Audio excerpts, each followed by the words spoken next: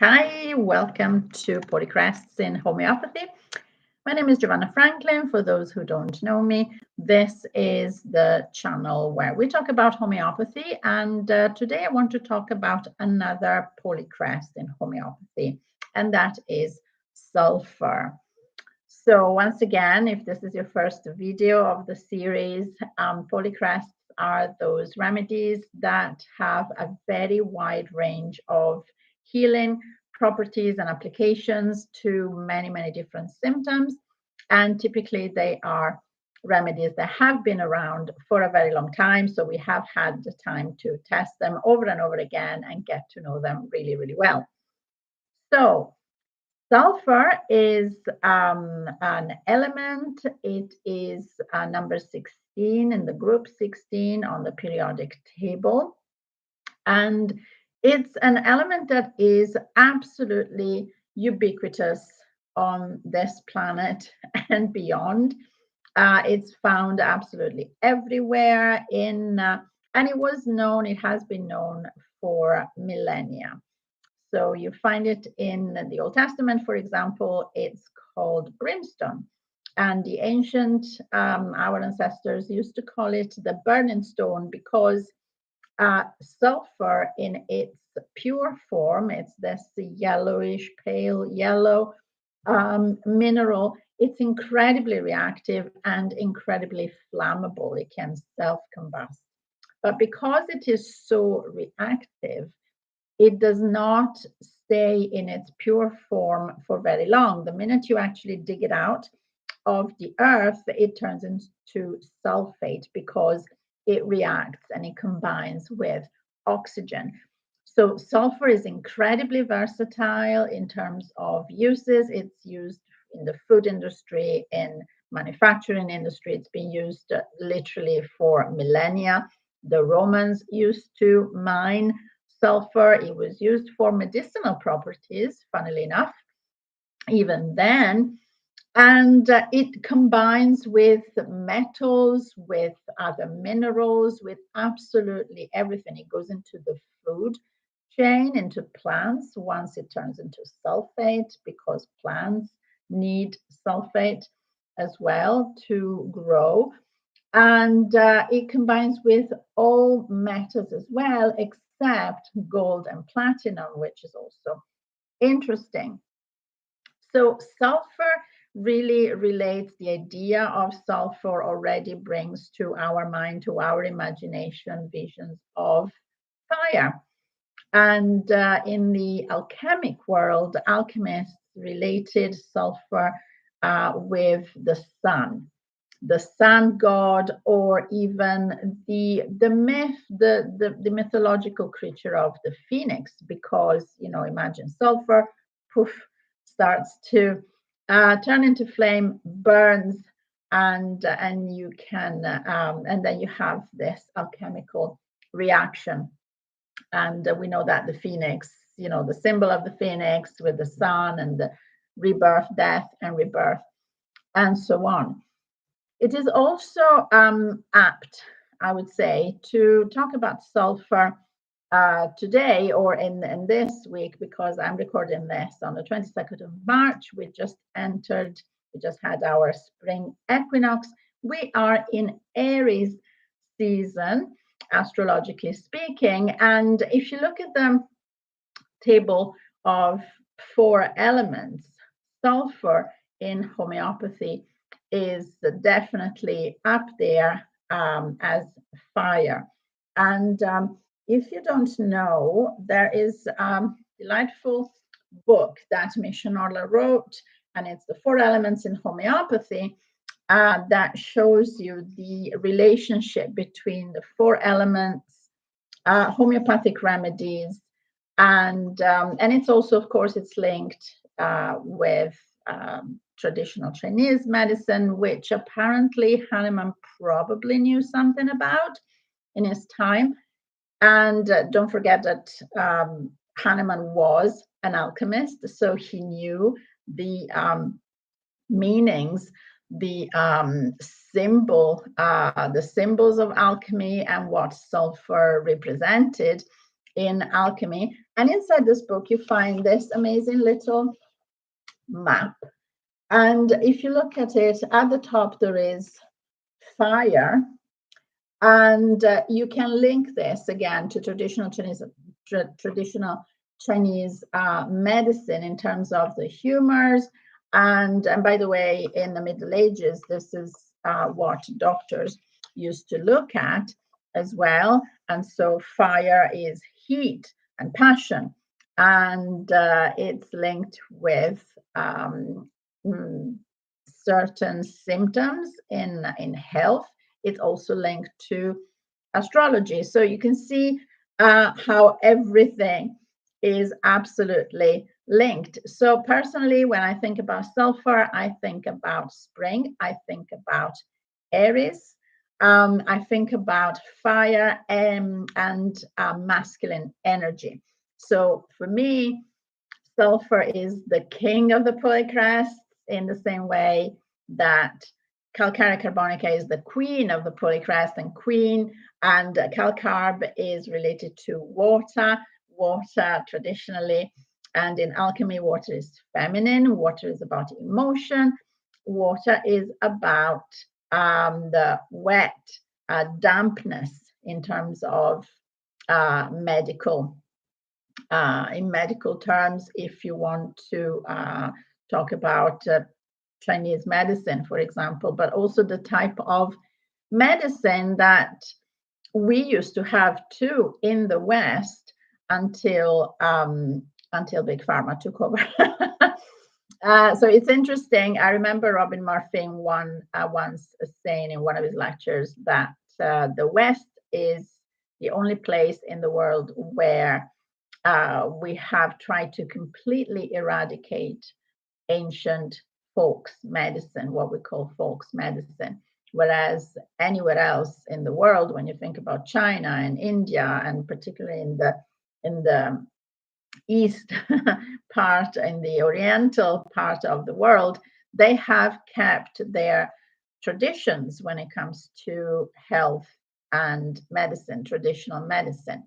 However, it's something that is so ingrained and so yes, it's so ingrained in our DNA that you cannot exterminate it, you cannot eliminate it completely, and it is coming back.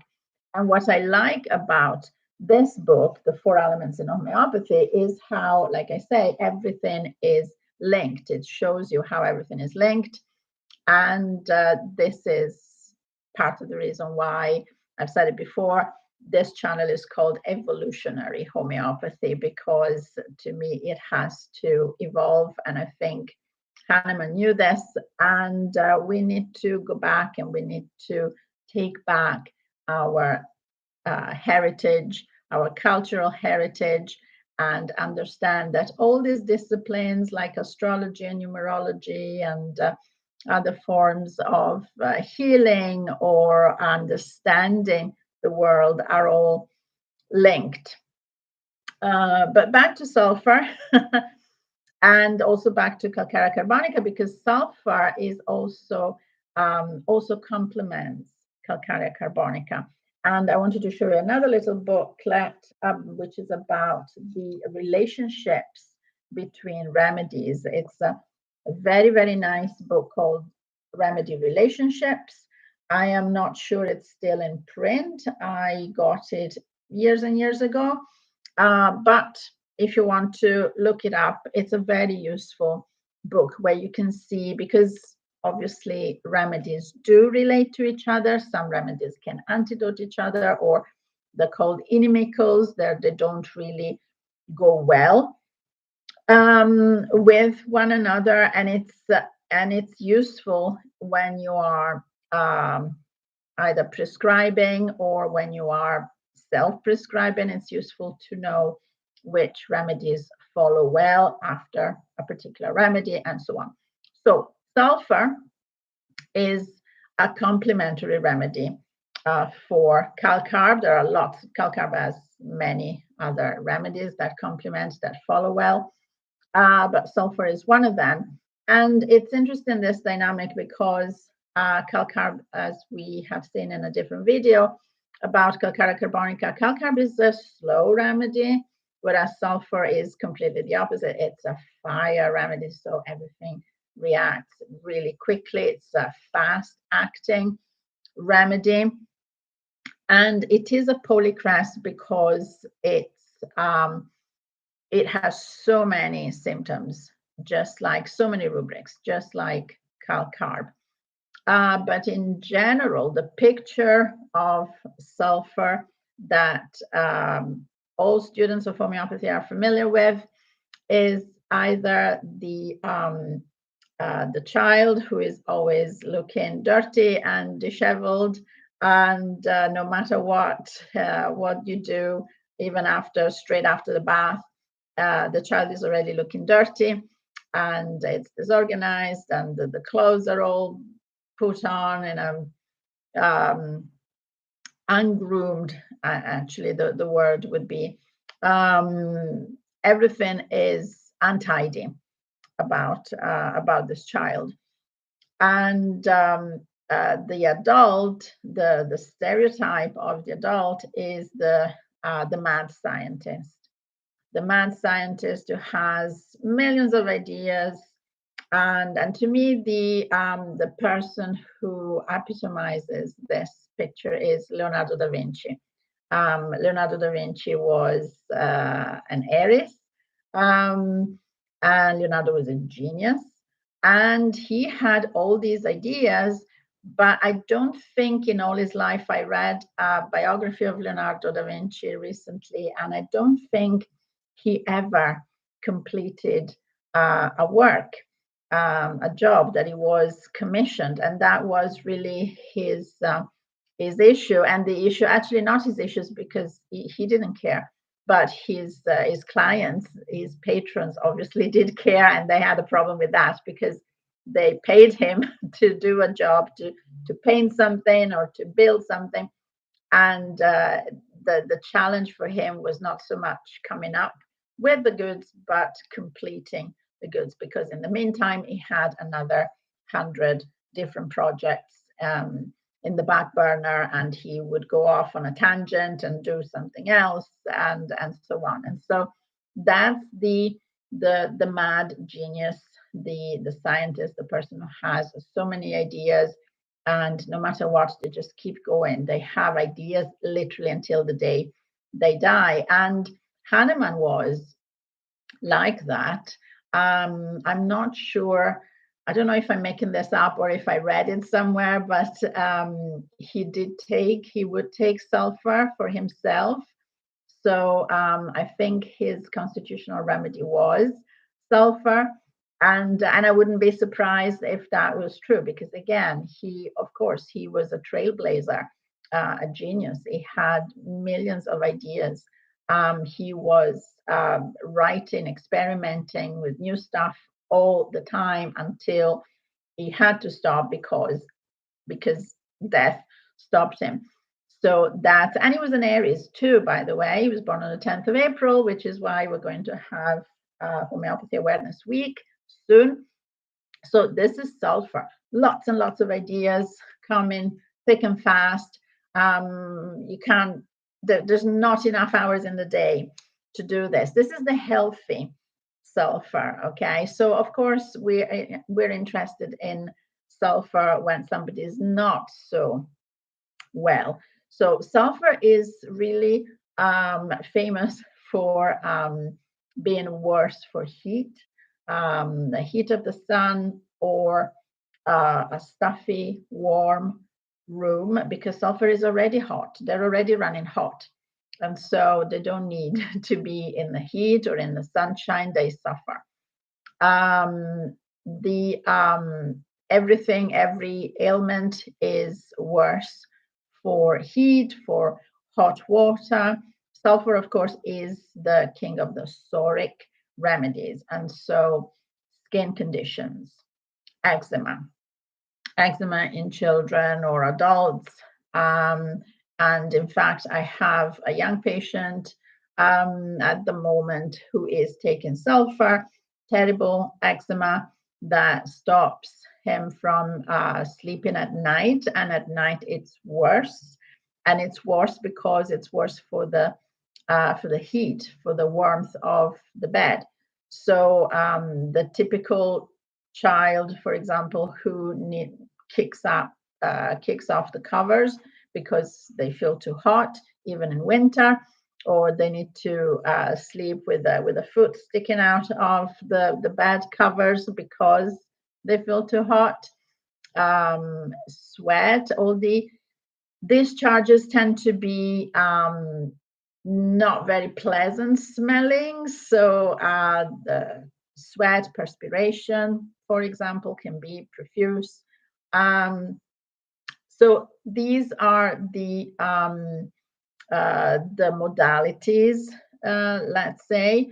And in terms of mental, emotional issues, as I said, it's a fiery temper. So irritability, the anger, they can get really aggravated very quickly, anger outbursts. The sulfur is very single-minded, and that can degenerate into selfishness and this disorganized way of thinking, and having too many ideas can result into laziness, can go into chaos, and it's sometimes you see these individuals who are, at least I have seen them. I remember at the school, Misha talking about the picture of the man, the son, who is weighted hand and foot by the mother, by the parents, and in this day and age, we don't really see in our society this kind of individual anymore.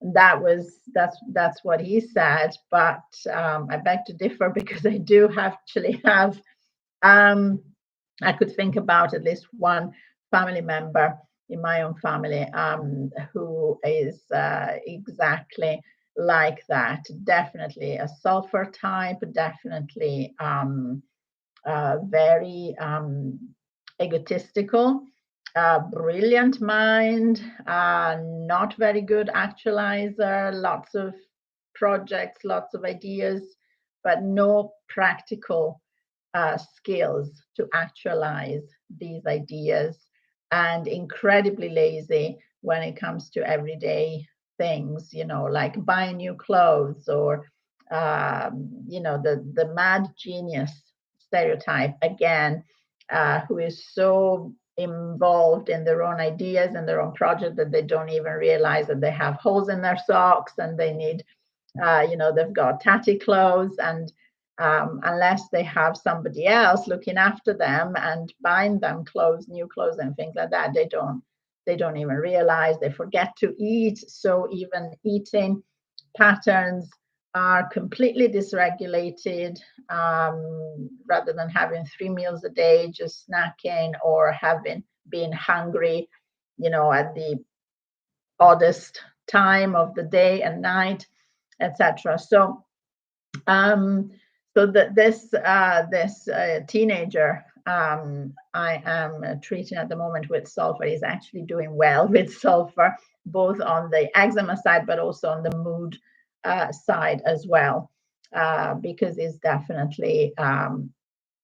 definitely fits that particular picture.